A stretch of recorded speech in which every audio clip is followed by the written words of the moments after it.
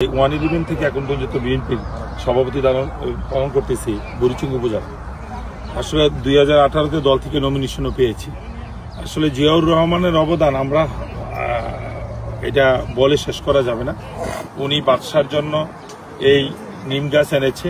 এখন পুরো সৌদি আরবে এই নিম গাছ থেকে শুরু করে এখন ওরা বুঝতে পারছে যে মরুভূমিতেও গাছ হয়। তখনই আমাদের নেতা জিয়াউর রহমান বুঝতে পেরেছেন যে এই গাছ দিয়ে এই গাছগুলো লালন পালন করা এবং বাদশার সাথে একটা সম্পর্ক তৈরি করে শ্রম বাজার তৈরি করা। আমাদের প্রচুর শ্রমজীবী এবং জনশক্তি আছে আমাদের দেশে, তাদেরকে কাজে লাগানোর জন্য বহির্বিশ্বের সকল এই মুসলিম বাদশাদের কাছে যেতে হবে। তাই উনি করেছেন। আজকে 1 কোটি লোক এই মধ্যপ্রাচ্য সহ সৌদি আরবে কাজ করতেছেন, যাদের আমাদের অর্থনীতির চাক্কা সচ্ছল রেখেছেন। এইটা পুরো অবদান জিয়াউর রহমান। এবং আজকের দিনে আপনার সারা পৃথিবীর মানুষ বাংলাদেশে এই সৌদি আরবে আসলে এই গাছগুলোকে জিয়া গাছ হিসাবে আমাদের হাজিরা গিয়ে বাংলাদেশে বলে জিয়া গাছের নিচে আমরা আরাফাতের ময়দানে ছিলাম। তো ওনার জন্য দোয়া।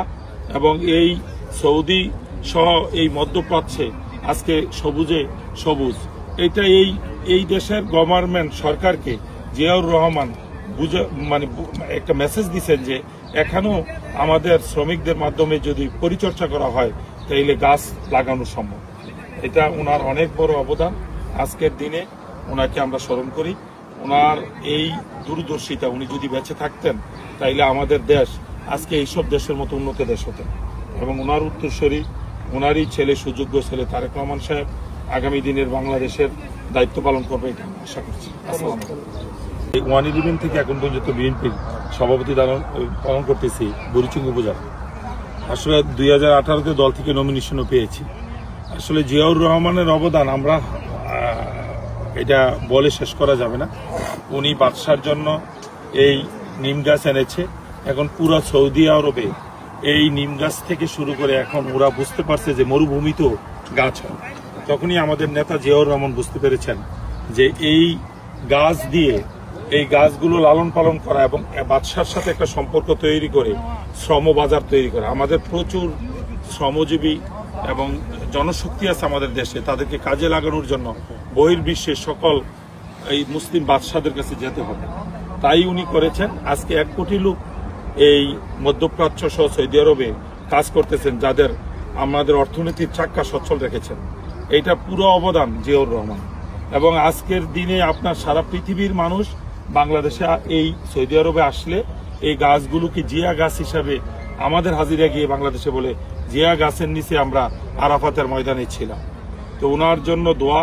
এবং এই সৌদি সহ এই মধ্যপ্রাচ্যে আজকে সবুজে সবুজ, এটা এই দেশের গভর্নমেন্ট সরকারকে জিয়াউর রহমান একটা মেসেজ দিচ্ছেন যে এখানেও আমাদের শ্রমিকদের মাধ্যমে যদি পরিচর্যা করা হয় তাইলে গাছ লাগানো সম্ভব।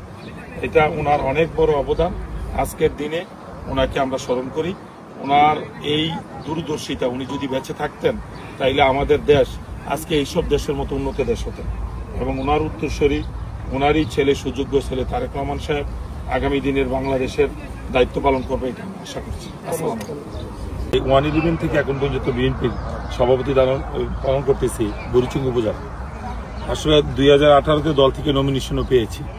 আসলে জিয়াউর রহমানের অবদান আমরা এটা বলে শেষ করা যাবে না। উনি বাদশার জন্য এই নিম গাছ এনেছে। এখন পুরো সৌদি আরবে এই নিম গাছ থেকে শুরু করে এখন ওরা বুঝতে পারছে যে মরুভূমিতেও গাছ হয়। তখনই আমাদের নেতা জিয়াউর রহমান বুঝতে পেরেছেন যে এই গাছ দিয়ে এই গাছগুলো লালন পালন করা এবং বাদশার সাথে একটা সম্পর্ক তৈরি করে শ্রম বাজার তৈরি করা। আমাদের প্রচুর শ্রমজীবী এবং জনশক্তি আছে আমাদের দেশে, তাদেরকে কাজে লাগানোর জন্য বহির্বিশ্বের সকল এই মুসলিম বাদশাদের কাছে যেতে হবে। তাই উনি করেছেন। আজকে 1 কোটি লোক এই মধ্যপ্রাচ্য সহ সৌদি আরবে কাজ করতেছেন, যাদের আমাদের অর্থনীতির চাক্কা সচ্ছল রেখেছেন। এইটা পুরো অবদান জিয়াউর রহমান। এবং আজকের দিনে আপনার সারা পৃথিবীর মানুষ বাংলাদেশে এই সৌদি আরবে আসলে এই গাছগুলোকে জিয়া গাছ হিসাবে আমাদের হাজিরা গিয়ে বাংলাদেশে বলে জিয়া গাছের নিচে আমরা আরাফাতের ময়দানে ছিলাম। তো ওনার জন্য দোয়া। এবং এই সৌদি সহ এই মধ্যপ্রাচ্যে আজকে সবুজে সবুজ, এটা এই দেশের গভর্নমেন্ট সরকারকে জিয়াউর রহমান মানে একটা মেসেজ দিচ্ছেন যে এখানেও আমাদের শ্রমিকদের মাধ্যমে যদি পরিচর্যা করা হয় তাইলে গাছ লাগানো সম্ভব। এটা ওনার অনেক বড় অবদান। আজকের দিনে ওনাকে আমরা স্মরণ করি। ওনার এই দূরদর্শিতা, উনি যদি বেঁচে থাকতেন তাইলে আমাদের দেশ আজকে এইসব দেশের মতো উন্নত দেশ হতো। এবং ওনার উত্তরসূরি, ওনারই ছেলে, সুযোগ্য ছেলে তারেক রহমান সাহেব আগামী দিনের বাংলাদেশের দায়িত্ব পালন করবে, এটা আশা করছি। আসসালামু আলাইকুম।